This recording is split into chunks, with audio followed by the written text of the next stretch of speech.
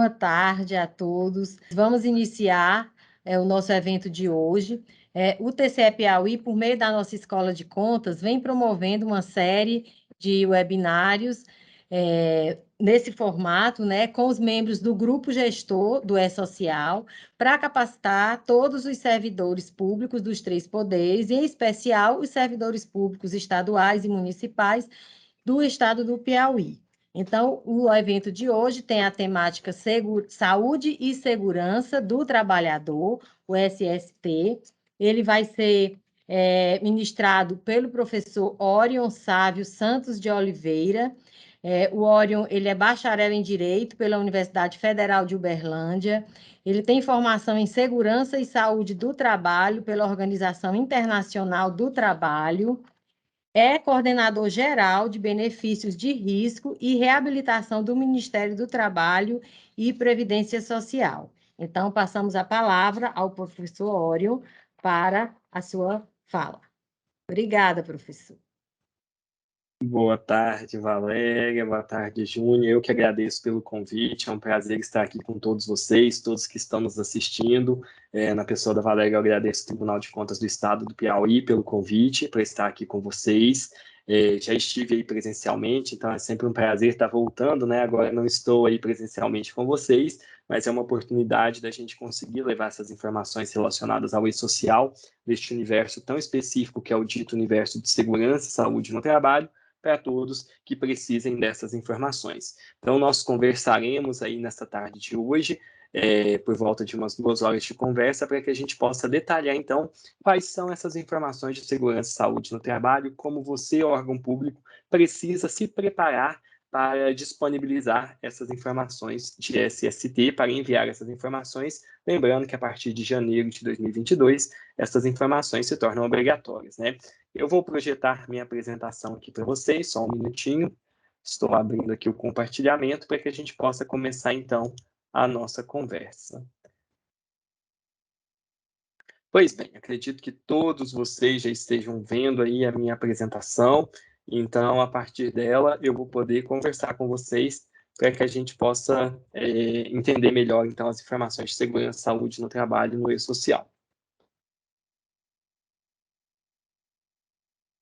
E quando eu falo de segurança e saúde no trabalho no e-social, eu estou falando de um projeto que ele é muito grande, ele é um projeto gigantesco, né? O e-social, ele é um projeto que envolve várias áreas dentro de um órgão público, vai envolver folha de pagamento, vai envolver os inativos, vai envolver uma série de áreas dentro do órgão público, e um pedacinho muito pequenininho, mas que é algo desafiante, já que é algo que muitas vezes a legislação ela não era de conhecimento, não era adequadamente compreendida como deveria ser o cumprimento dela.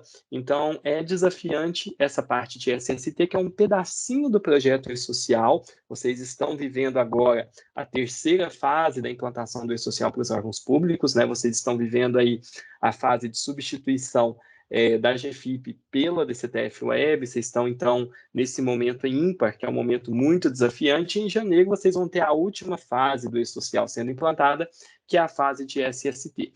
E eu digo que, para as empresas privadas, tratar de SST é muito mais simples. A minha vida, quando eu falo para empresas privadas, ela é muito mais fácil.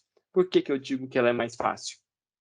Porque eu estou falando aí de um universo muito restrito de formas de contratação. Normalmente eu estou falando do trabalhador contratado pela CLT, ou seja, um trabalhador seletista, né? O contrato de trabalho dele é regido por essa lei específica chamada CLT, e o regime de previdência dele é sempre o mesmo. É o regime geral de previdência social, é este o regime que vai trazer o regramento das aposentadorias, benefícios dos servidores, dos empregados da iniciativa privada. Quando eu vou para o universo dos órgãos públicos, a minha vida é um tanto quanto mais complexa. Por quê?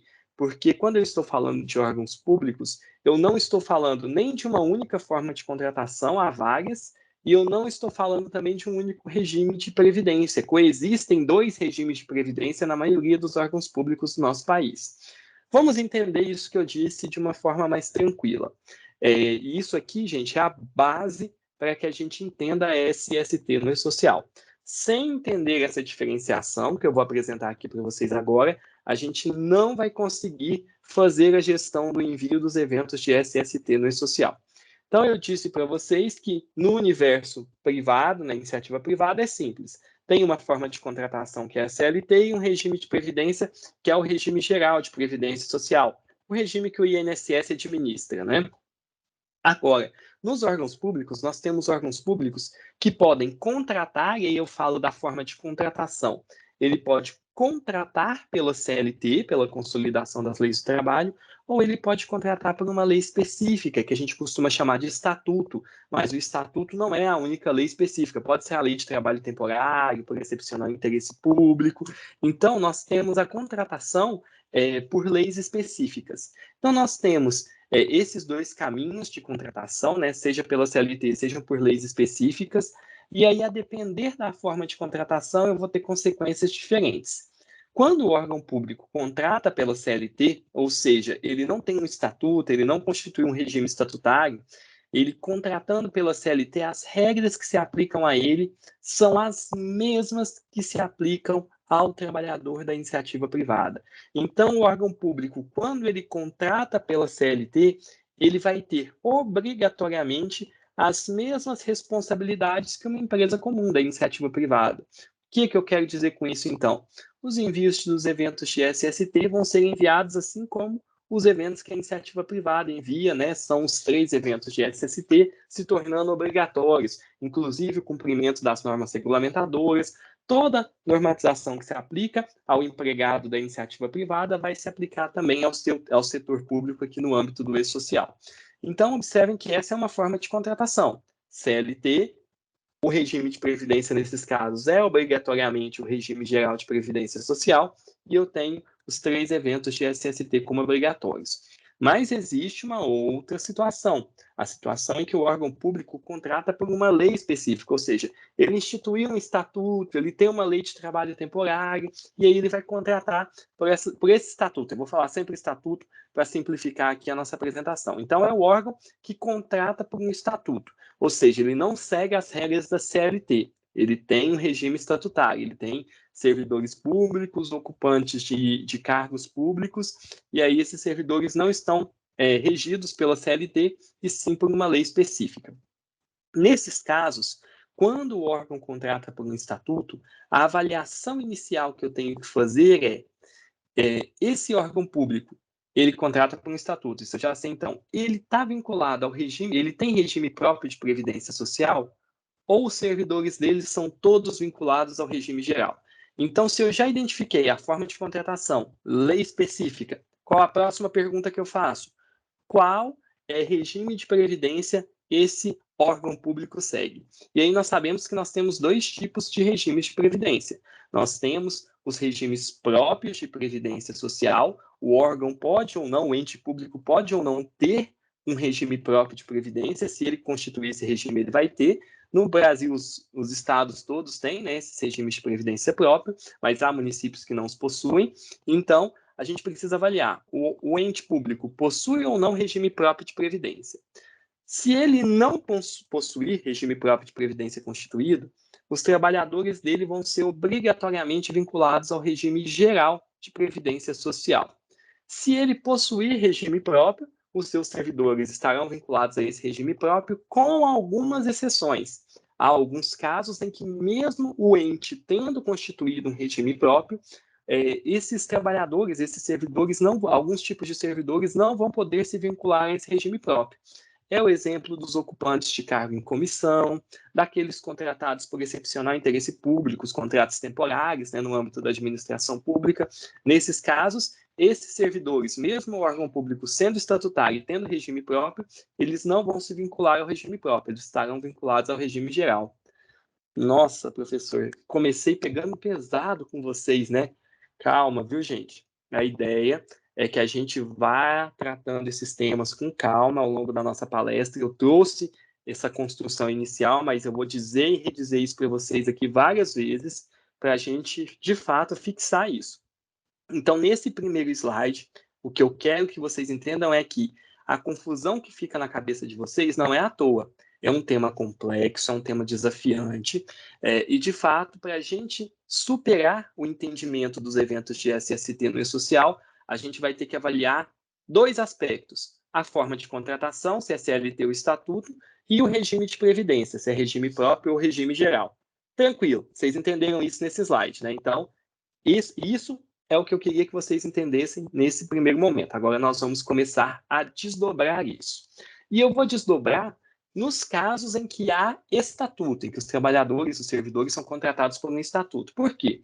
Eu já expliquei para vocês que quando são contratados pela CLT, é a mesma regra da iniciativa privada, é vinculada ao regime geral de previdência social, não tem confusão. A confusão começa a surgir quando eu falo dos estatutários, que aí vão ter estatutários vinculados a regime próprio, regime geral, e isso é onde fica a confusão. Então, para os contratados pela CLT, regime geral, eventos de SST obrigatórios, como são para a iniciativa privada, não tem diferença. Vamos seguir aqui, então. Pois bem, então vamos ao caso dos estatutários. Eu disse para vocês que quando eu estou falando dos servidores contratados por um estatuto, eu estou falando de servidores que vão poder ter regime próprio de previdência, se o ente constituir o regime próprio, ou eles podem ser vinculados ao regime geral em algumas situações específicas. A primeira delas é quando o ente público não constituiu o regime próprio e, mesmo tendo regime próprio, há situações em que alguns servidores não podem se vincular a esse regime próprio. Eles estarão, então, no âmbito do regime geral. O principal caso mais emblemático que vocês conhecem aí no dia a dia de vocês é o caso dos servidores que não têm vínculo efetivo com a administração, ocupam cargos puramente em comissão. Nesse caso, então, os ocupantes de cargo puramente em comissão, ou seja, não têm vínculo efetivo, eles não podem se vincular ao regime próprio, mesmo que o ente tenha regime próprio. E aí, nestes casos, então, será necessário que o servidor público se vincule ao regime geral. E quando ele se vincula ao regime geral, ele é tratado no âmbito do INSS para a Previdência Social, para o regime geral de Previdência Social, ele é tratado como um trabalhador empregado. O que significa isso, ser um trabalhador empregado?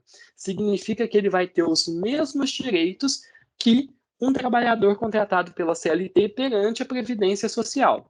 Se ele tem os mesmos direitos perante a Previdência Social, isso significa dizer que o órgão público tem as mesmas obrigações em relação a esse servidor. Então, nesse slide, resumindo, o que eu quero que vocês compreendam. O servidor público contratado por um estatuto, mas vinculado ao regime geral de previdência social, no regime geral de previdência social, ele é tratado como um empregado. Então, o órgão público vai ter que cumprir as obrigações ali que ele tem, tratando aquele servidor como um empregado, ou seja, vai ter que emitir comunicação de acidente de trabalho para a Previdência, vai ter que informar exposição a agentes nocivos para a Previdência. Já já a gente vai entender o impacto disso no E-Social, tá? E quem está dizendo tudo isso para vocês, não sou eu, Orion, estou aqui falando isso para vocês. Quem está dizendo isso para vocês é a nossa legislação. Nós temos a Lei 8.212, a Lei 8.213, o Regulamento da Previdência Social, que é o Decreto 3.048. Eu não vou ler os dispositivos, mas deixei aqui na tela, em um material para vocês, para que vocês, de fato, compreendam que o servidor público que não se vincula ao regime próprio, por qualquer motivo que seja, ele vai ser vinculado ao regime geral, para que ele não fique sem previdência, e vai ser tratado como um segurado empregado, ok? Sigamos. Agora, eu falei do universo dos servidores públicos contratados por estatuto, que são vinculados ao regime geral. Mas existe o universo dos servidores públicos contratados por estatuto que são vinculados ao regime próprio, que é o caminho natural, né? O caminho mais natural quando um ente tem um regime próprio é que o servidor se vincule a este regime próprio. Então, esse é o caminho que a gente espera que ocorra, certo? E aí, pensando neste caminho que a gente espera que ocorra, para os servidores públicos contratados por um estatuto e que se vinculam ao regime próprio de previdência social, para esses servidores não haverá obrigatoriedade de envio de eventos de segurança e saúde no trabalho no E-Social. Estes eventos não precisam ser enviados. Por quê? Porque o órgão público, em relação a esses servidores, não tem nenhuma obrigação perante o regime geral de previdência social. A obrigação vai ser cumprida perante o próprio regime próprio, que é gerido pelo próprio ente. Então, não há necessidade de encaminhar essas informações para o e-social. Você encaminha essas informações para o e-social quando o INSS, a Previdência, o Regime Geral de Previdência Social vai usar, e, consequentemente, a Receita, né, porque a Receita recolhe as contribuições previdenciárias, mas não havendo, então, vinculação ao Regime Geral de Previdência, não haverá informações a serem encaminhadas ao e-social de SST. Então, fica facultativo o envio. Por que é facultativo? Porque nós sabemos que, diante da súmula vinculante 33, da emenda constitucional 103, a aposentadoria especial para os órgãos públicos seguem a mesma regra do regime geral. Só que, então, tem que elaborar PPP, mas isso não é por meio do e-social. O ente público vai disciplinar como isso vai acontecer no âmbito dele, certo? Então, não há obrigatoriedade de envio dessas informações ao e-social. Se enviar, o Ambiente Nacional do E-Social vai receber, mas aí o INSS não vai dar nenhum tratamento a esse evento recebido, ok? Então, quando é vinculado a regime próprio, é facultativo o envio dos eventos de SST ao E-Social. Estamos tranquilos até aqui, gente? Estamos indo bem. Eu vou até ver a carinha de vocês aqui um pouquinho, só um minutinho, tá? Para eu ir acompanhando aí a nossa conversa. Qualquer coisa vocês podem ir questionando, estamos acompanhando por aqui, tá? E aí eu vou continuar, então, falando agora, avançando um pouquinho mais. Espero que até aqui a gente esteja conseguindo fixar esses conceitos, ok? Vamos seguir mais um pouco, então. Bem, vamos lá. Em relação aos estagiários, eu sempre trago um slide específico em relação aos estagiários, porque durante algum tempo o E-Social definiu que para os estagiários as informações de SST elas deveriam ser enviadas, ou seja, os eventos de SST eram obrigatórios para o estagiário. Porém, esse entendimento foi reformulado quando da simplificação do E-Social. Não foi uma mudança de entendimento em relação à obrigatoriedade de cumprimento de regras de SST para o estagiário, mas foi sim uma redução do escopo do projeto E-Social. O projeto E-Social ele reduziu de tamanho, inclusive, em relação à SST, e dentro desta redução, uma das decisões que foram tomadas foi retirar o cumprimento das obrigações de SST para o estagiário do âmbito do projeto E-Social. Então, não precisam ser encaminhadas informações de SST para o estagiário. Não há obrigatoriedade no E-Social de envio das informações de SST para o estagiário, ok? Então, esta é uma outra informação que nós temos que prosseguir, que nós temos que tratar. Só um minutinho, viu, gente? Só ver como está aqui. Bem, então, vou continuar aqui. Vai ser transmitido aí de forma assíncrona para vocês, né? Está sendo gravado. Então, peço desculpa por essa pausa, mas é só então para eu me organizar aqui como eu espero a pergunta e a manifestação de vocês, ok? Então, sigamos com a apresentação.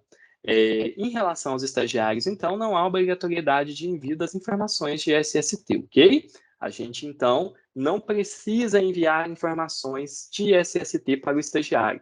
Gente, como eu disse para vocês, fiquem tranquilos. Eu estou passando as informações e vocês vão ver que eu vou sempre rememorando elas ao longo da nossa fala, para a gente ir criando uma construção lógica na nossa cabeça aqui do que são os eventos de SST. Vocês vão se lembrar que eu comecei falando que no âmbito dos órgãos públicos existem diferentes regimes de contratação e diferentes regimes de previdência. Quando o órgão público contrata pela CLT, é simples, os seus empregados são vinculados ao regime geral, seguem as mesmas regras da iniciativa privada, ou seja, todos os eventos de SST são obrigatórios. Agora, começa a confusão quando o órgão público contrata pelo regime estatutário, e aí os servidores podem ser vinculados a um regime próprio ou a um regime geral de previdência social. E a depender do regime que o servidor é vinculado, a gente vai ter, então, a gente vai entender quais eventos de SST precisam ser declarados, ok? Quando o servidor é contratado por um estatuto e vinculado ao regime próprio, nenhum evento de SST é obrigatório. Quando ele é vinculado ao regime geral, aí sim a obrigatoriedade na forma que a gente vai estudar na sequência. E em relação ao estagiário, não há obrigatoriedade de envio dos eventos de SST também. Pois bem, vamos lá então. Eu resumi isso tudo para vocês, para ficar mais bonitinho na tela, né? Assim a gente consegue entender melhor. Então, olha, o resumo que eu acabei de dizer para vocês está nesse esquema que nós estamos vendo na tela. O servidor público, que é contratado por estatuto, por lei específica, ele pode estar vinculado a um regime geral, pode estar vinculado ao regime geral de previdência social, situação que ocorre quando o servidor, quando o ente público não tem regime próprio ou quando o servidor não ocupa um cargo efetivo, quando ele ocupa um cargo puramente em comissão, por exemplo, ou, por exemplo, no caso dos trabalhadores temporários, aí, nesse caso, ele é vinculado ao regime geral de previdência social e ele vai ter que enviar para o E-Social 2 eventos de SST. O órgão público vai ter que enviar, em relação a esses servidores, 2 eventos de SST, o evento S2210 e o evento S2240. Quando o servidor é contratado pelo Estatuto e ele é vinculado ao regime próprio, que é a regra geral, aí ele não vai ter que enviar os eventos de SST para o E-Social, esse envio é facultativo. Viram que a gente tem que agrupar os servidores, então? Como que a gente começa a pensar SST no E-Social? A gente começa a dividir os servidores do nosso órgão em grupos. Primeiro, quais são os seletistas? Para esses, eu tenho que enviar todos os eventos de SST. Quais são contratados por estatuto, mas não são vinculados ao regime próprio, são vinculados ao regime geral? Para esses, eu preciso enviar o 2210 e o 2220.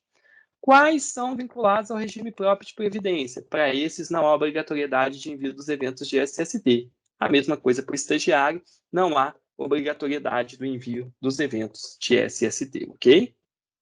Então, essa é a minha primeira dica para a implantação de SST no E-Social. Você seguindo esse passo a passo, você já vai conseguir dividir 3 grupos de servidores aí dentro do seu órgão público. Você separa o tipo de contratação, seletista ou estatutário, seletista já está resolvido, todos os eventos de SST. Estatutário eu separo pelo regime de previdência, é regime geral, é regime próprio. Se for regime próprio, eu não preciso enviar eventos de SST, se for regime geral, tenho que enviar o 2210 e o 2240. Lembrando lembrando que seguindo essa dica aqui, a sua implantação de SST já está com meio caminho andado, você já entendeu muita coisa. Agora vai vir depois a parte complexa da produção dos documentos técnicos, né, de como monitorar o ambiente de trabalho desses servidores especificamente, ok? Então, essa é a parte mais densa aí que a gente vai ter, que envolve os profissionais com formação em SST, seja o engenheiro de segurança no trabalho, seja o médico do trabalho, mas vamos devagarzinho, vamos dando um passo de cada vez. Tudo isso que eu disse para vocês, gente, tá simples, tá fácil, tá lá no manual de orientação do E-Social. Lá no manual de orientação do E-Social, devido aos inúmeros pedidos que nós recebemos, nós dividimos a obrigatoriedade de envio dos eventos de SST por categoria. Vocês estão vendo aí na tela essa tabelinha? Essa tabelinha não é do meu slide não, viu, gente? Essa tabelinha é lá do manual de orientação do E-Social, ok? Então, lá no manual de orientação do E-Social, você tem aqui a categoria. Então, aqui, ó, a categoria 100, todos da categoria 100, que são os empregados. Os 3 eventos de SST são obrigatórios, ou seja, contratei pela CLT, preciso enviar os eventos de SST. A única exceção é o doméstico. Para o doméstico, não tem que enviar o 2220 e o 2240, ok? Está tudo registrado aqui. Para o avulso, que é a categoria 200, aí, com seus desdobramentos, também é obrigatório o envio dos eventos de SST, mas aqui não tem nenhum reflexo para o órgão público. Quem envia as informações do avulso é o OGMO, o órgão gestor de mão de obra, ou o sindicato, no caso de trabalho avulso não portuário. Aqui não vai ter informação a ser encaminhada pelo órgão público. Nas categorias 300 aí, nós já temos órgãos públicos, e aí nós estamos falando daqueles trabalhadores que são vinculados ao regime geral de previdência social, ou seja, desculpem, são contratados por uma lei específica e vinculados ao regime geral de previdência social. Na categoria 400, nós temos os estatutários, aí a gente vai ver que o envio é sempre facultativo. Estas outras categorias aqui são as dos contribuintes individuais, 701 a 781, exceto essas duas mencionadas. Nesse caso, o envio também é não obrigatório. Aqui eu vou me lembrar da Júnia, que me falou assim, Orion, Em alguns casos, eu tenho que informar o MEI como contribuinte individual no E-Social. Está lá essa disposição no MOS. Então, nesses casos que eu for informar esse tipo de contratação, e aí ele não está sendo informado como MEI, ele está sendo informado como contribuinte individual, aí ele vai se enquadrar nessas regras aqui, ou seja, não tem que enviar evento de SST para ele, tá certo? Só tem que enviar evento de SST para duas categorias específicas de contribuintes individuais, que é a 731 e a 738, mas quem vai enviar aqui não é o órgão público, é a cooperativa de trabalho ou de produção. Então, não se preocupem com essa, também não vai gerar nenhum impacto no órgão público. E aqui nas categorias 900, onde nós temos o estagiário, também não há obrigatoriedade de envio dos eventos de SST. Resumindo, gente, essa tabelinha para vocês, se o órgão é seletista, ele vai estar aqui nessa setinha que eu acabei de fazer para vocês aqui, categoria 100. Se os trabalhadores do órgão público que estão vinculados ao regime geral de previdência vão estar nessa categoria aqui, ó, 300. E quando for estatutário com regime próprio, categoria 400. Viram aí que bonitinho fica, então, para a gente entender? Com 3 grupos dessa tabela, a gente consegue entender a nossa obrigatoriedade, tá certo? Então, essa tabela está lá no item 19 da parte geral do Manual de Orientação do E-Social e ela resume tudo o que a gente tinha conversado até agora. Então, eu falei tudo primeiro, expliquei tudo para que vocês consigam ter uma boa compreensão dessa tabela. Vamos prosseguir, então. Agora, nesse momento, eu vou pressupor que vocês entenderam essa regra. Seletista é vinculado ao regime geral, todos os eventos de SST. Estatutário, vinculado ao regime geral de previdência social, eu vou declarar os eventos 2210 e 2240. Estatutário, vinculado a regime próprio, eu não preciso enviar eventos de SST. E eu também não preciso enviar para o estagiário. Se não está na cabeça de vocês, anotem isso, porque agora eu parto do pressuposto, depois de já trazer essas informações algumas vezes, que vocês compreenderam esses pontos, ok? E aí, a gente então vai seguir com o restante do nosso conteúdo. E aí vocês me falam, tá bom, professor, eu entendi que eu tenho que cumprir as obrigações de SST de acordo com essa divisão da forma de contratação, do regime de previdência, mas por que eu tenho que cumprir isso, professor? Qual que é a finalidade que eu tenho aí qual a finalidade de envio dessas informações? Pois bem, lembram que eu disse que o servidor público vinculado ao regime geral, ele entra no regime geral como empregado?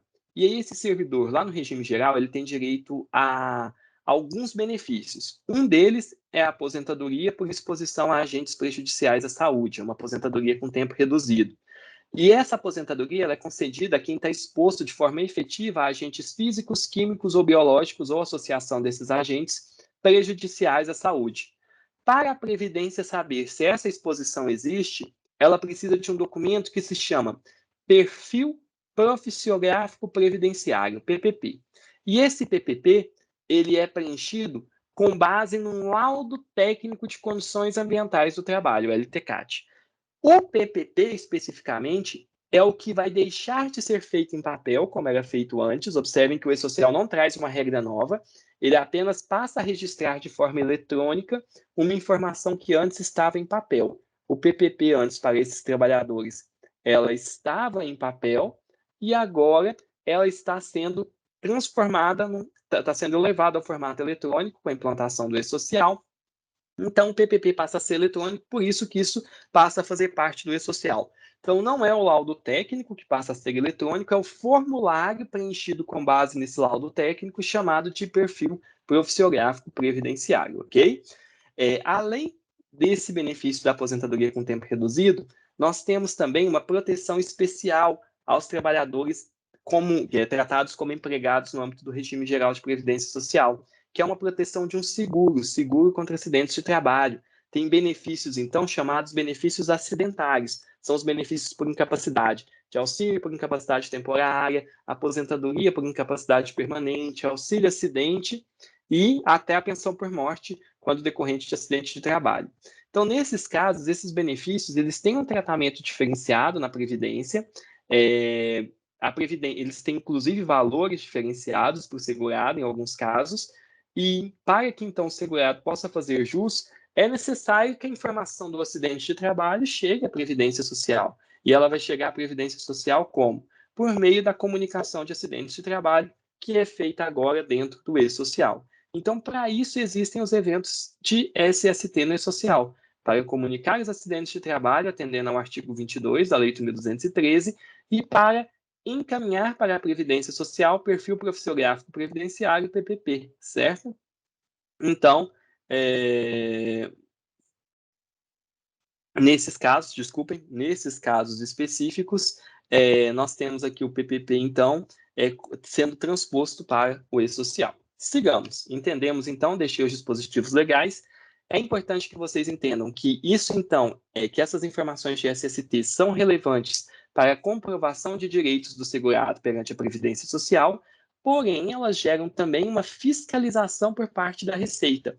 Para custear esse dito seguro contra acidentes de trabalho, então, pessoal, retomando do ponto onde eu tinha parado, dizia que, em relação à Previdência, existe a obrigatoriedade de envio dos eventos de SST para a comprovação de direitos do segurado, e no âmbito da Receita Federal do Brasil, esses direitos dos trabalhadores exigem uma contrapartida da empresa, uma contrapartida pecuniária, em forma de contribuição previdenciária. Para o custeio do seguro contra acidentes de trabalho, existe um custeio específico que é feito, ok? Então, quem cobra esse custeio do seguro contra acidentes de trabalho, a Receita, ele é pago junto com a contribuição patronal. E para o custeio da aposentadoria especial, também existe um adicional desse seguro contra acidentes de trabalho, que é o adicional para o financiamento da aposentadoria especial, a depender do tempo que o segurado vai precisar exercer a atividade para se aposentar, e aí, nesses casos, esse custeio também é cobrado pela Receita Federal do Brasil. Então, a Receita Federal do Brasil, para verificar o adequado recolhimento dessas contribuições previdenciárias, precisa de algumas informações que estão em posse, seja da empresa, seja do órgão público. Dentre essas informações, falamos da comunicação de acidentes de trabalho, do perfil profissiográfico previdenciário. Então, quem fiscaliza o cumprimento dessas obrigações é a Receita Federal do Brasil. A Previdência é usuária para a concessão de direitos, mas quem fiscaliza é a Receita Federal do Brasil, haja vista a natureza tributária. Nós tivemos aí o fim da fiscalização previdenciária com a Lei 11.457, ela foi incorporada à fiscalização da Receita Federal do Brasil, e essa atribuição, então, foi repassada à Receita Federal do Brasil. Novamente, quem está dizendo isso não é o Orion, é o artigo 291, parágrafo 2º da Lei 8.000, quer dizer, da Instrução Normativa 971, ok? Vamos seguir mais um pouquinho, então. Tudo tranquilo até aqui, né, gente? Entendemos aqui, nós já construímos boa parte do nosso caminho dessa parte, tá? Nós já entendemos a obrigatoriedade dos eventos de SST a partir do regime de contratação e do regime de previdência. Nós entendemos, então, quais eventos de SST vão ter que ser enviados nessa hipótese, vimos que tem uma tabelinha para isso.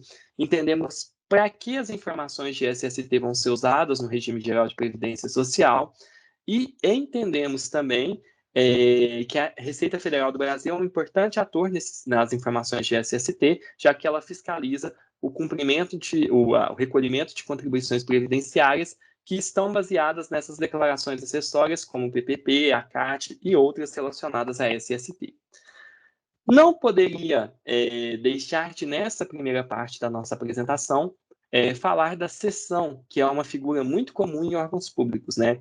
É muito comum e pouco regulamentado nesses aspectos de SST o funcionamento da cessão, ou seja, quando uma empresa pública cede um servidor para o órgão público, ou quando o órgão fornece para a empresa pública, isso é pouco regulamentado. Não há uma legislação específica para isso. Mas vamos pensar, eu vou citar 2 exemplos para que eu possa, então, chegar à conclusão que está na tela para vocês. Primeiro exemplo, uma empresa pública, a empresa de saneamento do meu estado, pública, ela contrata, então, pela CLT, ela é uma empresa pública, ela contrata empregados públicos pela CLT, eles são vinculados ao regime geral, cede um servidor para o Tribunal de Contas do Estado do Piauí, um órgão aí da administração direta que tem regime próprio de previdência social. Chegando nesse órgão, então, quem vai prestar as informações de SST para esse empregado público lá da empresa de saneamento? Quem vai prestar as informações é a empresa de saneamento. Por quê, gente? Mesmo ela tendo cedido este servidor, é ela a titular do vínculo. O vínculo não se rompe, não há um rompimento do vínculo da empresa pública com esse empregado. Tanto é que no órgão público, no Tribunal de Contas, ele entraria como um servidor vinculado ao regime geral. Ele não muda o regime dele quando ele é cedido, ele continua vinculado ao regime geral. Então, independente do ônus da cessão, quem vai fazer o pagamento, quer dizer, quem vai fazer a declaração das informações de SST é a empresa pública, é ela a titular do vínculo, certo? Da mesma forma, se o Tribunal de Contas cedesse um servidor do regime estatutário para essa empresa pública, teria essa empresa pública de declarar os eventos de SST para esse servidor? Não, porque ele continua vinculado ao regime próprio. E para quem está no regime próprio, eu não preciso declarar informações de SST. Então, resumindo a regra, gente, quem declara informações de SST é sempre o cedente, não é o cessionário. E aí o cedente vai avaliar se ele tem que declarar ou não, de acordo com as regras que eu expliquei lá no início, da forma de contratação e do regime de previdência daquele trabalhador, ok? É esse o caminho que a gente vai seguir.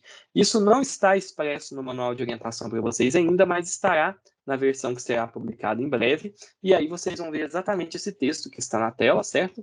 É essa regrinha que a gente vai aplicar, então, a partir de agora, tá certo? Isso para deixar claro. E não é uma vontade do E-Social isso, tá, gente? É porque não tem disposição legal que permita transferir esse ônus para o cessionário. Quem tem vínculo com o trabalhador é cedente, é ela a empregadora. Então, ou é ela titular do vínculo. O cessionário não é titular do vínculo, ele está ali como um interposto, um local de prestação de serviço, mas ele não é titular do vínculo. Tanto que no órgão cessionário, este cedido entra como TSVE, trabalhador sem vínculo, não é? Então, isso já mostra aí que ele não tem vínculo com o órgão cessionário, só com o cedente. Feito esse esclarecimento, agora eu me sinto tranquilo para a gente entrar no conteúdo dos eventos de segurança e saúde no trabalho, né, gente? Observem que até agora estávamos falando, estávamos entendendo a quem se aplica os eventos de segurança e saúde no trabalho, estávamos entendendo a gestão dessas informações nos casos de sessão, estávamos entendendo quem vai utilizar essas informações e para que a Previdência Social, o INSS, a Receita Federal do Brasil, nós estávamos tendo essa compreensão. Compreendemos isso tudo. Chegamos agora no ponto em que a gente pode estudar as obrigações de SST no E-Social. Nós podemos, então, começar a ver os chamados eventos de segurança e saúde do trabalhador no E-Social, no trabalho no E-Social. E esses eventos de SST, eles hoje se resumem a 3. Já foram muito mais, tá, gente? Esses eventos de SST, eles já foram 6. Mas, como eu disse, em 2019, o E-Social ele passou por um processo amplo de simplificação, ele foi bastante enxugado, e o escopo dele foi bastante reduzido em SST, e nesta redução de escopo, nós resumimos os eventos de SST a 3. Hoje, nós temos 3 eventos nesse grupo chamado Segurança e Saúde no Trabalho no E-Social. Quais eventos seriam esses? Nós temos o evento S2210, que é o evento de comunicação de acidentes de trabalho. Lá no início, quando eu estava contextualizando, eu disse para vocês que uma das finalidades do E-Social é substituir a forma em que é comunicado o acidente de trabalho, para que o trabalhador possa usufruir de seus benefícios acidentários. Então, a comunicação de acidentes de trabalho antes era feita numa ferramenta que se chamava CatWeb. Para quem passa a ser obrigado ao E-Social, essa comunicação passa a ser feita pelo E-Social. Já já eu mostro os ganhos que vamos ter com isso, tá certo? Mas isso passa a ser feito, então, no âmbito do E-Social. O E-Social, então, é o canal pelo qual eu envio as informações de segurança e saúde no trabalho, ok? Então, comunicação de acidente de trabalho agora é feita pelo E-Social. Só continua usando o CatWeb os terceiros que também podem notificar esse acidente, que não são o empregador. Então, a gente falou dos sindicatos, da autoridade pública, do próprio trabalhador. A CAT ela pode ser emitida por esses quando a empresa não faz, né, quando o órgão público não faz, mas o órgão público, quando for fazer, não vai poder utilizar o CatWeb. Eu sei que alguns tiveram algum probleminha aí no envio de CAT nos últimos dias, foi pontual, tá certo? O CatWeb ainda é o canal de envio das informações de SST, até que haja o início da obrigatoriedade dos eventos de SST no E-Social para os órgãos públicos. As empresas privadas, não. elas já mandam as suas comunicações de acidentes de trabalho pelo e-social, elas já não podem mais usar o CAT-Web. Isso reforça, gente, que SST já é realidade, viu? Já substituiu a obrigação, inclusive. Então, não tem mais que falar, se SST entrar, SST é e-social, já está dentro, já substituiu a obrigação, inclusive. Mas já já a gente detalha esses pontos também. Então, a comunicação de acidentes de trabalho, eu vi que está dentro do e-social. Além da comunicação de acidentes de trabalho, nós temos outros 2 eventos de SST. Nós temos o evento S2240, que é o evento de condições ambientais do trabalho, agentes nocivos. Esse evento, gente, é o evento que é o PPP. Ele é o perfil profissiográfico previdenciário. Nesse evento, é registrada a exposição do trabalhador a agentes físicos, químicos, biológicos ou associação desses agentes que estejam previstos na legislação previdenciária, que estejam previstos lá no anexo 4 do Regulamento da Previdência Social. Então, neste 2240 é que nós vamos fazer o registro dessas informações, ok? Aí a gente vai ter as informações de equipamento de proteção individual, proteção coletiva, tudo isso para ser possível a composição do PPP do trabalhador e para que ele possa, então, quando da sua aposentadoria, pleitear uma redução do seu tempo de serviço e idade de aposentadoria fruto dessa exposição a agentes nocivos. Nós temos um terceiro evento de SST ainda, que é o evento S2220. Este evento não se aplica a órgãos públicos, salvo se o órgão público contratar pela CLT. Então, só se o órgão público tiver empregados públicos, ou seja, contratar pela CLT, é que vai ser obrigatório o envio do 2220. Nos demais casos, esse evento não é obrigatório.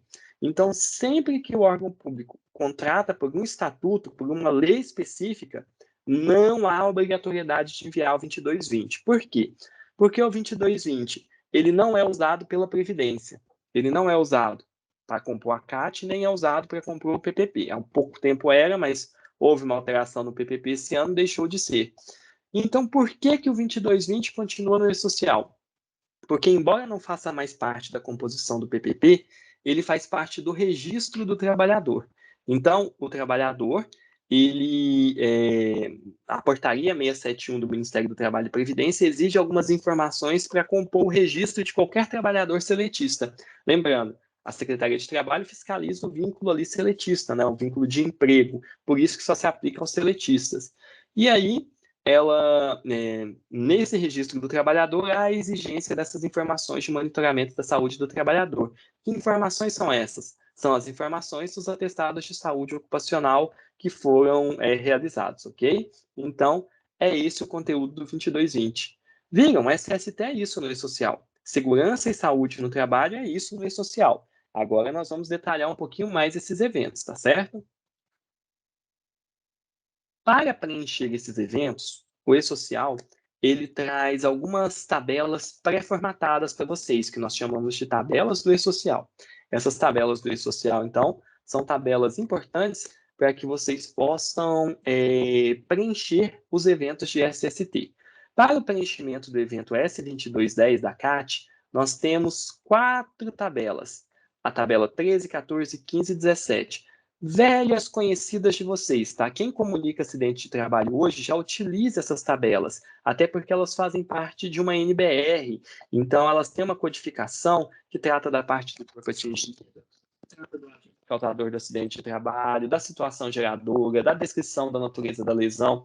São as mesmas tabelas que todo mundo já usava lá no CAT-Web, só foram trazidas aqui para o e-social, ok? Em relação as 2 tabelas novas que nós temos, elas são a tabela 24. A tabela 24 é a tabela de agentes nocivos. Ela traz os agentes físicos, químicos e biológicos ou associação desses agentes previstos lá no anexo 4 do Regulamento da Previdência Social, que foi aprovado pelo Decreto 3.048. Então, ela traz o rol desses agentes nocivos, e neste rol de agentes nocivos, nós temos ali, então, as situações que caracterizam tempo especial, ok? Então, ela é uma tabela que traz exatamente o que está no anexo 4 do Regulamento da Previdência Social. O que eu preciso que vocês entendam aqui? É uma tabela, gente, exaustiva. O que significa isso? O que o e-social quer que você declare é o que está na tabela. não está na tabela, eu não preciso declarar. Por exemplo, na identificação de riscos no meu órgão público foi identificado o fator de risco umidade. Preciso declarar no e-social? Não. Por quê? Porque na tabela 24 a umidade não está lá descrito, ok? Então, o que se quer é que se declare de fato aqueles agentes nocivos. Logicamente, alguns agentes ali, eles são gênero, né? Vários produtos químicos podem ter aqueles agentes nocivos. Muitas vezes é dito o agente e seus compostos, por exemplo, benzeno e seus compostos tóxicos. Então, tem esses desdobramentos de gêneros, mas o que se quer é aquilo que está descrito ali, tá certo? Então, a tabela 24 ela é exaustiva. Caso você precise cumprir uma decisão judicial, aí tem um código para isso, que aí não vai estar de fato na tabela, a decisão judicial que mandou você incluir aquele agente nocivo, e aí você vai ter um código específico, que é o 0501001, onde você vai prestar essa informação por força de decisão judicial. Então, gente, tabela exaustiva reflete o anexo 4, ok? Que são os agentes nocivos que caracterizam tempo especial. A tabela 27 ela é utilizada para o preenchimento do evento S2220, o de monitoramento da saúde do trabalhador. Ela é uma tabela que traz exames complementares que podem ser realizados quando do atestado de saúde ocupacional. Então, lá no ASO, antes, o médico escrevia um monte de nome de exame da forma que ele entendia que era a melhor descrição.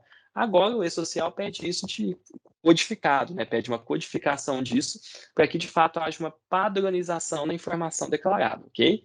Então, a tabela 27, ela, diferentemente da tabela 24, ela não é exaustiva, ela é exemplificativa. Caso você não identifique o exame na tabela 27, você pode utilizar a opção outros, ok? Bem, entendemos os eventos, entendemos as tabelas que assessoram o preenchimento desses eventos. Agora, nós vamos prosseguir um pouquinho mais, entendendo por que esses eventos foram trazidos para dentro do e-social. Quando eu falo do evento S2210, o evento de comunicação de acidentes de trabalho, ele é um dos principais ganhos que a gente teve com a implementação do e-social. Por quê? Primeiro ponto, em relação ao doméstico, para ele fazer a gestão do vínculo empregador doméstico, ele precisava sair do ambiente do e-social e entrar no ambiente do CAT Web para comunicar os acidentes de trabalho. Ele não conseguia fazer isso no âmbito do e-social. Muito ruim isso, né, gente? Isso é um problema. Por quê? Porque a Lei Complementar 150 determinava que a gestão do vínculo fosse feita em um único sistema. Para isso, então, a CAT foi trazida para dentro do e-social. Mas não é só isso, gente. Esse é um ganho importante, mas não é só ele, porque senão você me diria, então trouxesse só para o doméstico, para dentro do e-social. Mas com a vinda da comunicação de acidentes de trabalho para o âmbito do projeto e-social, nós também criamos uma rotina muito mais eficiente de correção de informações da CAT e de cancelamento das CATs quando elas se mostrem inadequadas. Hoje, a empresa, o órgão público, vai poder fazer isso por meio do próprio e-social. Se você quiser corrigir uma informação de uma CAT que você informou equivocada no e-social, é só você retificar o evento. Antes do e-social, não, gente. A CAT que você emite pelo CAT Web, para você corrigir, você tem que ir numa agência do INSS, protocolar um documento, um servidor tem que avaliar esse documento, inserir a informação no sistema. Cansei só de pensar. Então, a gente está gastando mão de obra cara de servidor público, dos dois lados, né? Um pedindo para corrigir o outro, tendo que inserir no sistema, sendo que já poderia ter sido feito diretamente no sistema. Então, esse é um ganho fenomenal de eficiência que a gente tem com a vinda da CAT para o e-social. Além disso, a gente reúne em uma única plataforma, o órgão público vai utilizar um único sistema para fazer essa comunicação e manter o registro dessa comunicação atualizado. Outro avanço que a gente tem é na qualidade da informação. Com o e-social, a qualidade da informação do 2210 é muito superior, porque nós temos uma estrutura de registro de eventos trabalhistas. Então, eu garanto que as informações do empregado estejam sempre corretas, eu garanto que, de fato, aquele trabalhador, naquele período do acidente, era vinculado à empresa, evita erros. Então, isso é um ganho muito grande que gera aí reflexos em outras atividades da administração pública. Então, um grande ganho nós temos com a vinda da comunicação de acidentes de trabalho para o e-social. Nós temos também um ganho muito grande em relação ao 2240, que são as condições ambientais do trabalho, agentes nocivos. Com a vinda deste evento para o e-social, nós estamos trazendo o PPP, o Perfil Profissiográfico Previdenciário do Trabalhador para o e-social. E isso, gente, é um problema sério. Hoje, a aposentadoria especial, ela é um benefício altamente judicializado. O que significa isso? Que muitas vezes o trabalhador, para ter o seu direito à aposentadoria especial reconhecido, ele recorre ao judiciário. 8 em cada 10 benefícios são concedidos por um juiz, gente. Isso mostra que temos algum problema que precisa ser melhorado. E um dos problemas, não é só um, são vários, mas um deles, um dos principais, é a qualidade da informação que a Previdência Social recebe para avaliar o direito a esse benefício.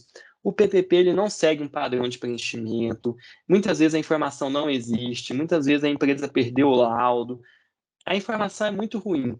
Para melhorar isso, a informação foi inserida no e-social, ela é inserida de forma contemporânea à prestação do serviço. Isso gera, então, uma melhoria na qualidade do registro, na segurança da guarda dessa informação e faz com que, de fato, a informação chegue padronizada para uma avaliação da perícia médica. Desculpa.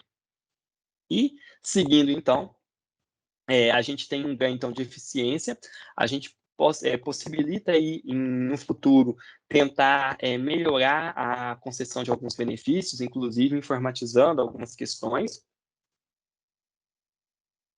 E isso vai fazer, então, com que a gente tenha uma revolução na forma de acesso a esse benefício no âmbito administrativo. Então, é uma transição muito importante que estamos fazendo.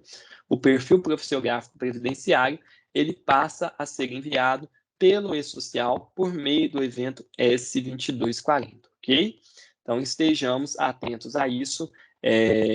Aqui, novamente, é uma das primeiras obrigações de SST que a gente tem informatizadas, e isso tem gerado um grande movimento na área, que é muito bom, porque a gente, de fato, está começando a se preocupar mais e mais com a saúde e a proteção da saúde do trabalhador.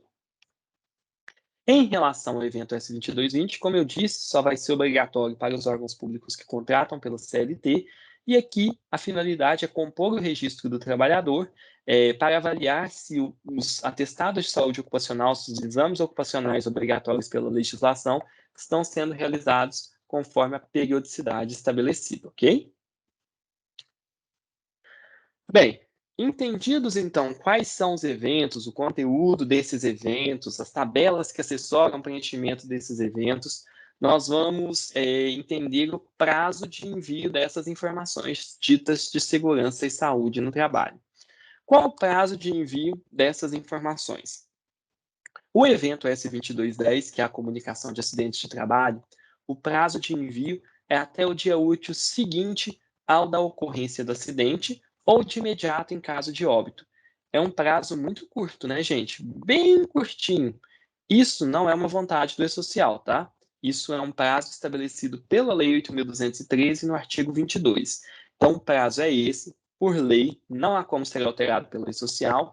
Lembrando apenas que a Instrução Normativa 128 do INSS traz uma regra que, se eu perder o prazo da CAT, mas emitir ela antes de um processo administrativo ou uma medida de fiscalização, eu vou estar isento da multa, tá? Então, uma previsão importante é melhor emitir a destempo do que deixar de emitir, porque se eu deixar de emitir e depois essa informação for necessária em algum processo administrativo, aí, se eu emitir depois disso, já vai ter multa prevista, tá certo? Então, é melhor emitir a destempo do que deixar de emitir, pois aí eu poderia incorrer em sanção pela não emissão da CAT.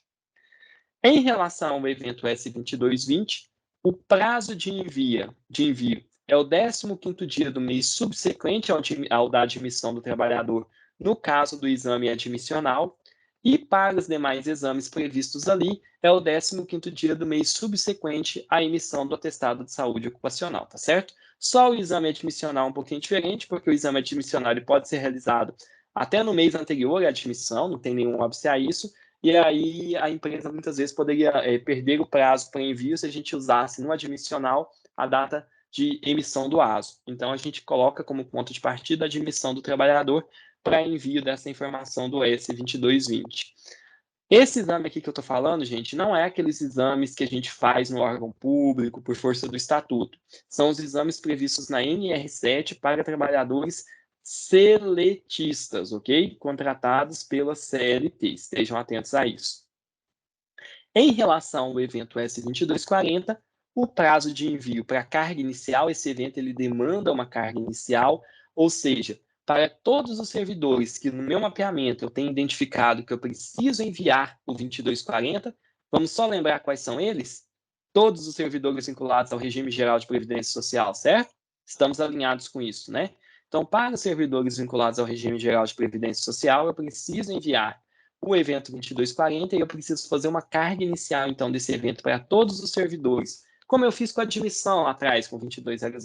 Eu faço uma carga inicial também do 2240, com a data de início da condição, sendo a data de início da obrigatoriedade do evento no e-social, ou seja, dia 1º de janeiro de 2023 para os órgãos públicos, e aí as demais informações, a atualização desse evento, eu mando um novo 2240 sempre que houver alteração da informação que eu tinha enviado inicialmente. Suponhamos que eu mandei um evento de uma carga inicial do trabalhador, do meu servidor, data de início da condição é 1º de janeiro de 2023, mandei até o 15º dia de fevereiro, né, que é o 15º dia do mês subsequente ao que a carga inicial deve ser realizada, ao que a obrigatoriedade começou, e aí esse servidor passa 2, 3, 5, 10 anos na mesma função, nada mudou, o responsável pelos registros ambientais é o mesmo, nenhuma informação do 2240 mudou. Precisa enviar um novo 2240? Não. Eu posso passar 10 anos com o mesmo 2240, desde que nenhuma informação dele tenha sido alterada. Porém, se alterou alguma informação, aí eu tenho que enviar até o 15º dia do mês subsequente ao que essa alteração ocorreu, enviar um novo 2240, trazendo a exposição do trabalhador naquele momento. Ou seja, mudou, ele não está mais exposto a ruído, agora é calor. Eu mando um 2240, informando que agora a exposição dele é a calor, não é a ruído, ok? Então, estejamos atentos a esse prazo aí de envio do 2240. Ufa, nós já avançamos em muito. Agora nós já vamos para uma parte bastante interessante aqui, que são os documentos que subsidiam o preenchimento das informações de SST no e-social. Eu vou parar um pouco, para vocês se inspirarem. Eu vou lembrar de uma forma rápida, em 1 minuto, o que a gente conversou até aqui. Eu falei lá no início que para entender a obrigatoriedade dos eventos de SST para o órgão público, eu preciso ver o regime de contratação do órgão. Quando ele contrata pela CLT, todos os eventos de SST são obrigatórios, como ele é como um trabalhador de iniciativa privada. Quando contrata por um estatuto, por uma lei específica, eu tenho que olhar o regime de previdência desse órgão. Se for regime próprio, o servidor é vinculado, aí eu não preciso declarar informação de SST. Se for regime geral, eu preciso declarar o 2210 e o 2240. Estagiário, eu não preciso declarar eventos de SST também. Depois que nós vimos isso, nós vimos que no caso de cessão, a responsabilidade pelo envio das informações é do cedente. Nós vamos sempre é do cedente. Nós vimos também que, e aí vai analisar a situação funcional daquele trabalhador no órgão cedente, né? Eu não vou olhar em que situação ele vai para o órgão cessionário, já que o regime de previdência dele nunca muda. Nós vimos também a finalidade desses eventos de SST, que é a construção do perfil profissiográfico previdenciário e a CAT. Vimos que os eventos de SST são 3, a comunicação de acidentes de trabalho, que é o 2210, o 2240, que é o monitoramento, que é as condições ambientais do trabalho, que é o PPP em si, né? E o 2220, que é o registro dos atestados de saúde ocupacional, só aplicável a quem é contratado pela CLT. Depois, nós vimos os prazos de envio desses eventos e agora nós estamos vendo os documentos que subsidiam o preenchimento das informações de SST. Vamos entender, então, esses documentos? Quando eu falo da comunicação de acidentes de trabalho, eu sempre emito uma CAT com uma informação que está no formulário da CAT, que é a informação do atestado. Então, para emitir uma CAT, eu preciso de um atestado médico me relatando o acidente que ocorreu com o trabalhador, né? Então, na CAT, qualquer servidor que o órgão público atribua essa competência pode emitir a CAT. Não há necessidade de responsabilidade técnica.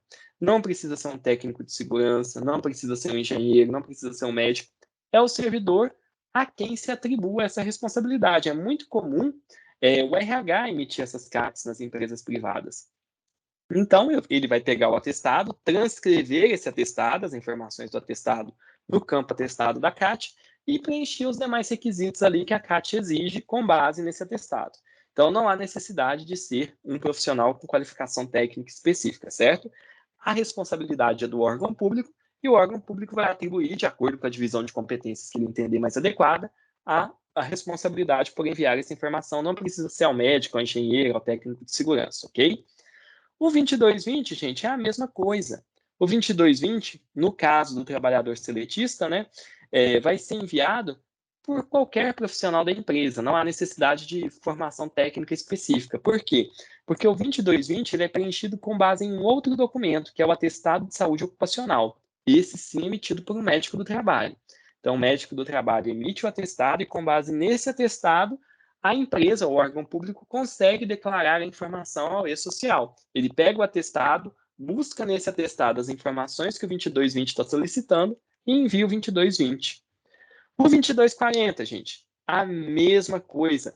Qualquer servidor pode enviar a informação do 2240, logicamente é necessário conhecimento, né, para saber o que tem que fazer, mas isso é para qualquer evento do e-social, mas não há necessidade de formação técnica específica. O 2240, ele é emitido com base em um laudo técnico. Esse laudo técnico, sim, emitido por um médico do trabalho ou um engenheiro de segurança do trabalho. Então, para enviar o 2240, o órgão público vai pegar o laudo técnico e preencher as informações exatamente como está no laudo técnico. Não pode ser diferente, viu, gente? Se for diferente, é inclusive crime de falsificação de documento público, certo? Então, ou de falsidade ideológica, depender do caso. Então, tem que ter muita atenção com o preenchimento desse documento. Ele é exatamente o que está no laudo.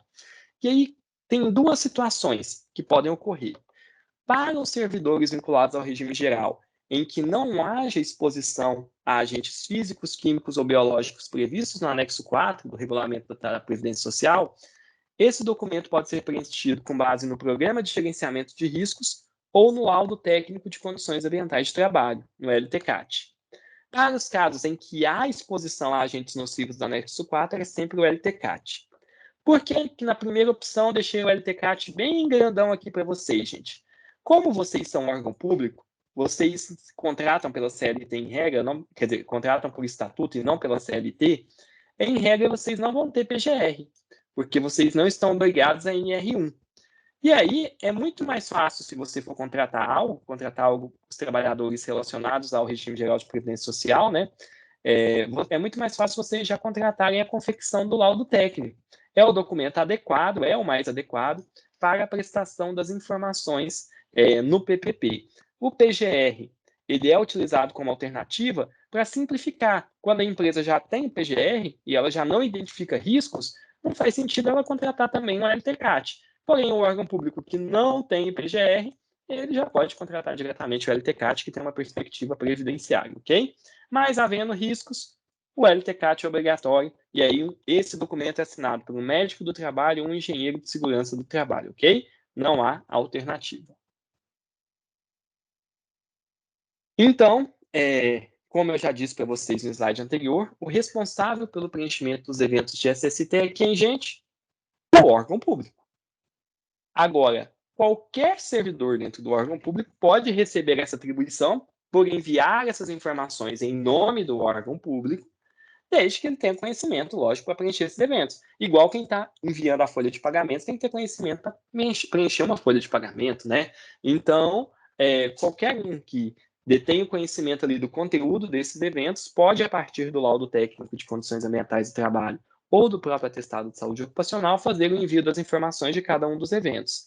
O que é importante, gente? Esses eventos devem refletir exatamente o documento que está sendo enviado. Pensem neles como formulários. Quando eu vou preencher um formulário que pede meu nome, meu CPF, eu estou buscando essas informações em outros documentos, seja no meu CPF, seja no meu passaporte, eu estou buscando essas informações em outros documentos e estou replicando exatamente como está nesses outros documentos no formulário.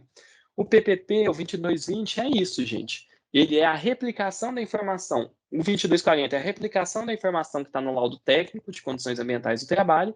O 2220 é a replicação da informação do atestado de saúde ocupacional, ok? Então, a responsabilidade técnica está no laudo ou no ASO, e não no 2220 e no 2240. Esses eventos não precisam ser assinados por médico ou engenheiro.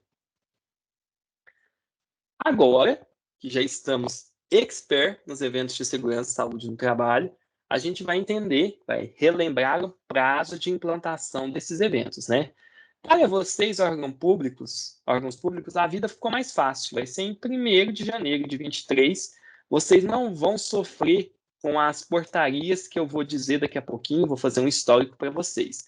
Entretanto, sabendo que podem ter empresas públicas que estão nos assistindo, eu vou ter que contar todo o histórico, né? Então, a fase 4 é a fase de SST, que contempla os 3 eventos que eu informei para vocês, o S2210, o S2220 e o S2240. Essa quarta fase, ela foi sendo implantada em etapas para cada um dos grupos. E aí, agora é a vez dos órgãos públicos, 1º de janeiro de 23. As empresas privadas, gente, todas já estão enviando os eventos de SST ao E-Social. Todas já estão obrigadas a SST no E-Social, ok? Isso é o que diz a Portaria Conjunta 71 de 2021. Tranquilo, né? Cronograma, tá mais fácil agora a gente analisar. E aí, agora que eu apresentei um cronograma de implantação do E-Social para vocês, eu preciso que vocês entendam um cronograma de substituição das obrigações. Por que eu estou falando isso? Uma coisa é iniciar a obrigatoriedade do E-Social. Outra coisa é substituir a obrigação. Por exemplo, durante algum tempo vocês estão enviando algumas informações ao E-Social, porém ainda estão obrigados a emitir a GFIP. Daqui a pouco, acaba essa convivência de obrigações, vocês só mandam o E-Social. E aí não tem mais que emitir GFIP, né? Então, para entender essa lógica, uma coisa é mandar informação para o E-Social, outra coisa é substituir a obrigação que vai deixar de existir. Em relação à SST, nós temos 2 obrigações que vão ser substituídas, vai ser substituída a forma de envio delas. A comunicação de acidentes de trabalho e a substituição dessa comunicação de acidentes de trabalho está regulamentada pela Portaria 4.334, da Secretaria Especial de Previdência e Trabalho. Essa portaria é de 15 de abril de 2021. Então, essa portaria nos diz o seguinte: a partir do início da obrigatoriedade dos eventos de SST no E-Social, a empresa, ou no caso o órgão público que atua aí como equiparado à empresa, né, quando o trabalhador é vinculado ao regime geral, vai enviar a informação só pelo E-Social para os acidentes ocorridos a partir do início da obrigatoriedade. Então, ocorreu um acidente no dia 1º de janeiro de 2023 no órgão público. Vai comunicar por que canal esse acidente, se o trabalhador for vinculado ao regime geral de previdência? Vai comunicar pelo E-Social. Não vai conseguir comunicar pelo CatWeb, viu, gente? Se tentar, o CatWeb vai falar, ó, você já é obrigado ao E-Social, aqui você não pode comunicar não, certo? Então, essa substituição é imediata. Iniciou a obrigatoriedade dos eventos de SST por órgão público, já substitui a forma de emissão da CAT, não tem mais alternativa, ok? Em relação ao PPP, quem disciplina a substituição da obrigação é a Portaria 313, de 22 de setembro de 2021. Essa portaria ela sofreu uma alteração pela Portaria 1010. Essa alteração foi feita ali no finalzinho de 2021 e o objetivo foi postergar a implantação do PPP eletrônico. Então, essa portaria nos disse o seguinte, olha, a gente não está falando de prazo de envio dos eventos de SST por E-Social. O prazo de envio está estabelecido lá na Portaria Conjunta 71. Começou para as empresas do Grupo 1 em 13 de outubro de 21, Grupos 2 e 3, 10 de janeiro de 2022, para órgãos públicos, 1º de janeiro de 2023. Agora, a substituição do PPP em papel pelo PPP eletrônico, pelo PPP gerado a partir das informações do E-Social, só vai ocorrer em 1º de janeiro de 2023. Então, não alterou o cronograma do E-Social, ok? Para os órgãos públicos, como eles vão entrar com a SST em 1º de janeiro de 2023, para eles não vai ter convivência das obrigações. Então, entrou a SST, já substitui automaticamente tanto a CAT, tanto a forma de envio da CAT, quanto a forma de elaboração do PPP eletrônico. As empresas privadas, não.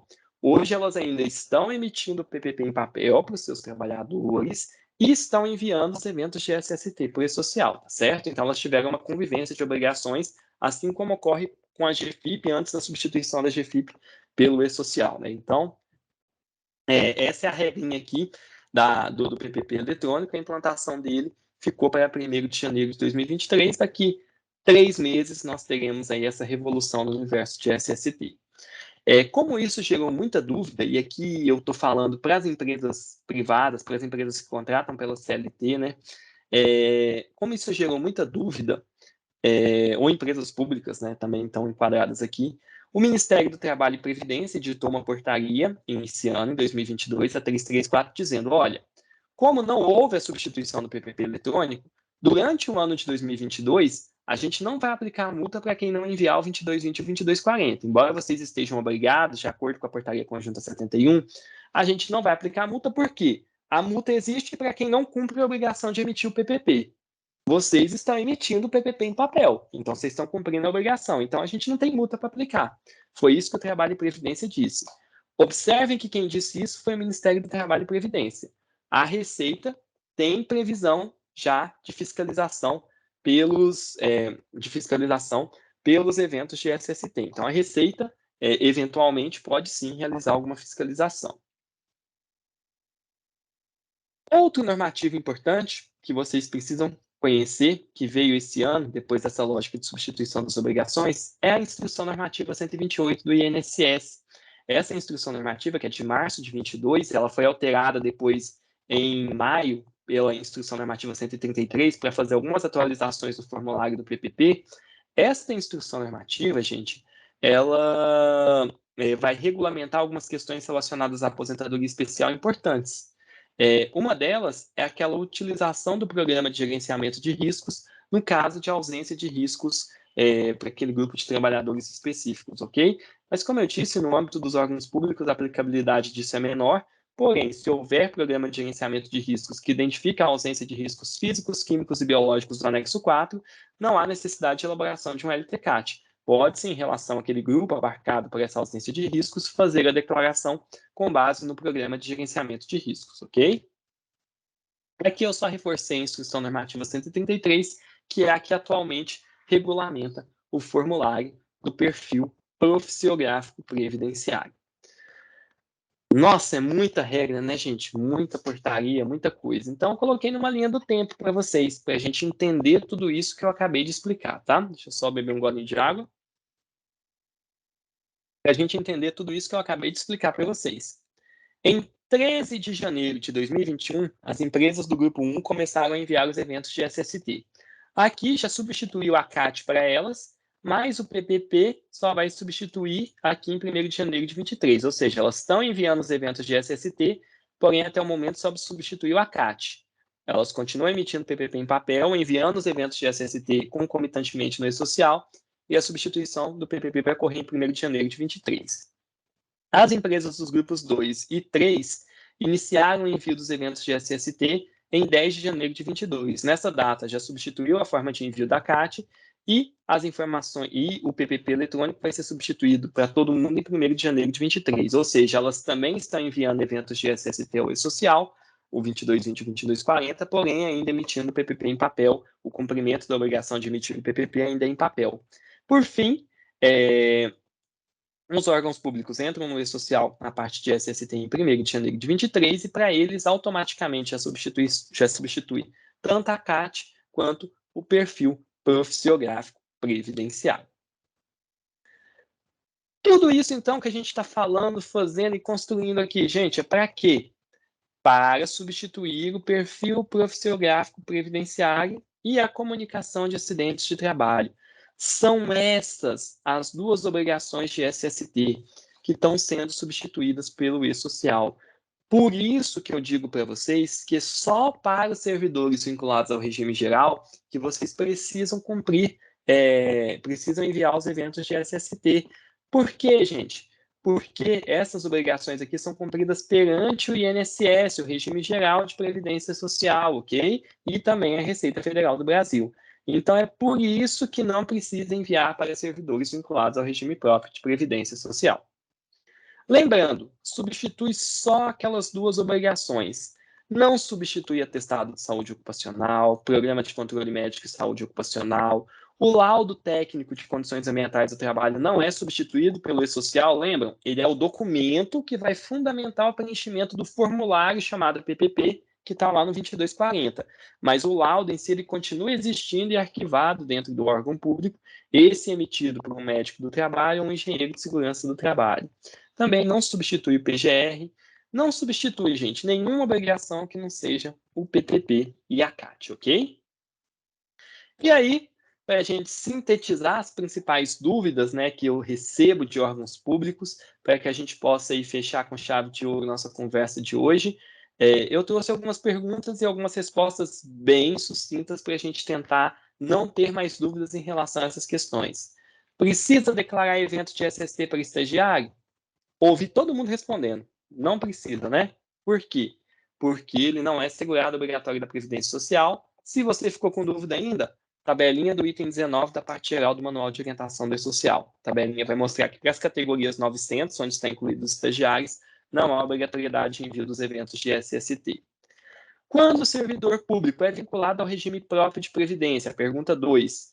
Precisa enviar eventos de SST? Não preciso, não é obrigatório, tá, gente? Por quê? Esses eventos são para substituir o PPP e a CAT, obrigações cumpridas perante o regime geral de previdência social, embora a gente saiba que os regimes próprios utilizam esses documentos para fazer a gestão da aposentadoria especial também, mas aí isso não é encaminhado para o INSS, então não precisa ser encaminhado pelo E-Social. Terceira pergunta. Quais eventos de SST precisa enviar para os servidores públicos vinculados ao regime geral de previdência social? Aí eu vi que eu tenho a obrigação de comunicar os acidentes de trabalho por meio do 2210 e de elaborar o PPP desse trabalhador, o 2240, ok? Então, não precisa enviar o 2220, porque o 2220 só se aplica a seletistas, né? E aqui eu estou falando de servidor público, não de empregados públicos. Estou falando, então, de comissionados, temporários, entes que não possuem regime próprio. Quarta pergunta que eu costumo receber. Quais eventos de SST precisa declarar para empregados públicos, aqueles contratados pela CLT? Aí são todos, né, gente? Eles são tratados como qualquer trabalhador da iniciativa privada. Então, aí estamos falando de todos os eventos de SST sendo enviados. Quinta pergunta. Quem declara as informações de SST para o cedido? O cedente, já disse para vocês, né, não há autorização legal para que essa obrigação seja transferida para o cessionário, pelo menos não identifico nenhuma autorização para isso, e aí, sem previsão legal, não há como transferir essa responsabilidade, já que o vínculo continua sendo com o cedente no cessionário, esse servidor, esse empregado público entra como trabalhador sem vínculo de emprego. Quais agentes nocivos são declarados, gente? Os físicos, químicos e biológicos lá do anexo 4 do Regulamento da Previdência Social. Então, não precisa declarar qualquer risco ergonômico, qualquer risco físico, químico, não. São aqueles que estão lá no anexo 4, certo? É com base neles que tem que ser feito o levantamento, e por isso a minha indicação que se o órgão público for contratar um levantamento ambiental, que já o faça pensando no LTCAT, que é o documento elaborado com base na legislação previdenciária. Outra pergunta que eu recebo com frequência. Tenho terceirizados. Preciso declarar evento de SST para eles? Não preciso, viu, gente? Não preciso. Evento de SST para terceirizado, eu não preciso, tá? Por quê? Porque quem vai declarar as informações é o empregador desses trabalhadores terceirizados, que é a empresa que você contratou para prestar o serviço terceirizado. Então, você não tem que declarar nenhuma informação deles no E-Social, tá certo? Não estou falando aqui de responsabilidade pela gestão dos ambientes de trabalho. Isso são outras leis e a fiscalização disso não é feita por meio do E-Social, tá certo? Oitava pergunta. O preenchimento das informações constantes no evento S2210 pode ser feito por qualquer servidor do órgão? Dissemos que sim, né? Desde que autorizado pelo órgão público. Quem tem que declarar a informação é o órgão público. Não exige responsabilidade técnica específica. Então, o servidor que for capacitado para aquela declaração dentro do órgão público vai poder enviar sem problema nenhum. Não precisa ser um engenheiro, um médico. Logicamente, ele vai fazer isso fundamentado em documentos, seja no atestado emitido, constatando o acidente, seja no laudo técnico de condições ambientais de trabalho por 2240. E, por fim, a última pergunta é: o evento S2240 exige informações exatas sobre as atividades realizadas, descrição do lugar. Quem deve ser responsável por fazer essa classificação? Gente, essas informações vão estar no laudo técnico, tá certo? Não é informação, descrição de cargos de função, porque isso já está em outros eventos. Se fosse essa informação necessária, a gente não ia pedir no 2240. O que se precisa aqui é das atividades reais realizadas por aquele servidor. E isso vai estar lá no LTCAT. O LTCAT é quem traz essa informação, ou o PGR, tá certo? Não é a descrição do cargo. Ufa, nosso evento ficou gravado, né? Então eu tinha deixado um tempinho aí para a gente ir tirando as dúvidas ao longo da palestra, então eu acabei terminando 15 minutinhos antes do nosso horário previsto, mas deixo o meu e-mail para vocês, caso tenham dúvidas, caso a gente precise esclarecer o que não foi possível esclarecer aqui durante a minha apresentação. Sei que SST é um desafio, porque muitas vezes a gente não aplicava essa legislação no âmbito dos nossos órgãos públicos. Ela era uma desconhecida de muitos. Agora a gente está entendendo essa nova fase de aplicação e se preparando para ela. Então aproveitem esse momento, viu, gente? Aproveitem para estudar, para conhecer as regras, para garantir uma boa gestão da informação. Você está garantindo uma melhor qualidade de vida para os seus servidores, está garantindo que eles possam exercer os direitos previdenciários deles perante a Previdência Social e está garantindo também que você, órgão público, está conforme a legislação e numa eventual fiscalização da Receita Federal do Brasil, vai estar com toda a documentação necessária para apresentar nesse processo de fiscalização. Encerro por aqui a minha apresentação e fico à disposição de vocês para o que for necessário. Um grande abraço a todos. Bem, finalizado então esta fase da apresentação, eu vou responder as perguntas que chegaram aqui para a gente, as perguntas que eu tenho aqui, para que a gente possa tirar as dúvidas que porventura ainda tenham ficado. Bem, a primeira pergunta que eu tenho é como a CAT deve ser informada pelo evento de SST? Qual o prazo de envio devemos seguir? Porque no CAT Web tem prazo de envio.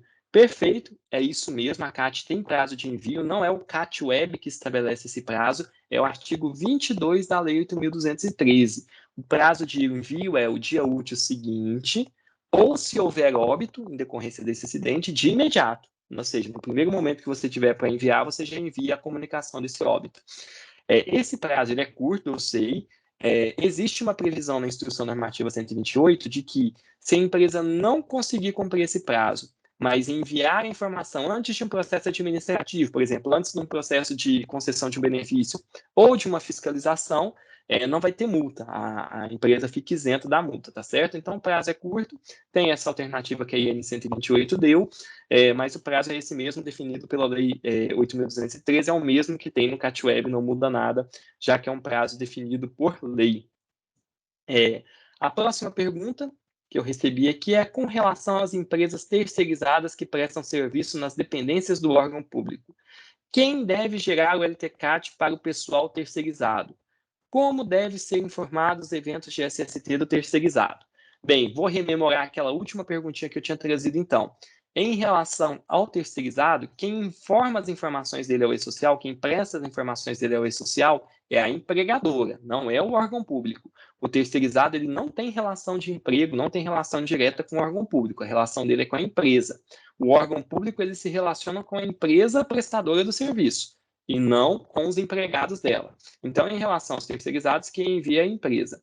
Agora, quem deve elaborar o laudo técnico de condições ambientais do trabalho desses trabalhadores? A obrigação recai sempre sobre o empregador, né? Então, no caso, a empresa que está prestando aí serviço, ela teria que elaborar esse laudo técnico de condições ambientais do trabalho.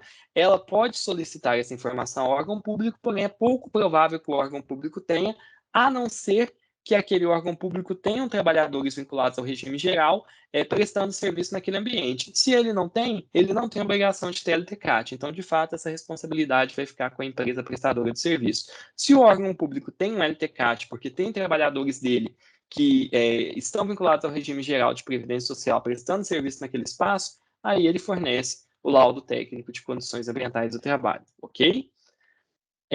Próxima pergunta.